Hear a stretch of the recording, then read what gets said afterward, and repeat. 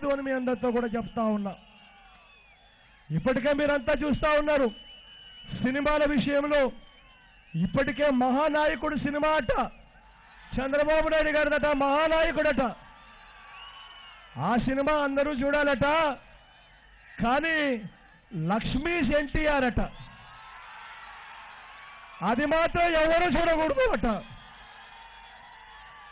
ఇప్పటికే పరిస్థితి ఇది. ఇక తర్వాత పరిస్థితి ఎలా ఉంటుందో ఒక్కసారి ఓటేస్తే ఆలోచన చేయమని మిమ్మల్ని అందరినీ కూడా కోరుతా ఉన్నా. పొరపాటున మళ్ళీ చంద్రబాబు నాయుడు గారికి ఓటేస్తే ఇక తర్వాత రైతులకు ఉచిత విద్యుత్ ఉండదు. పొరపాటున మళ్ళీ చంద్రబాబు నాయుడు గారికి ఓటేస్తే కొన ఊపిరితో ఉన్న ఆరోగ్యశ్రీ ఉండదు, 108 ఉండదు, 104 ఉండదు. కొన ఊపిరితో ఉన్న ఫీజు రీయింబర్స్మెంట్ కూడా పూర్తిగా ఎత్తేస్తాడు అన్నది ఎవరు కూడా మర్చిపోవద్దని అడుగుతా ఉన్నా.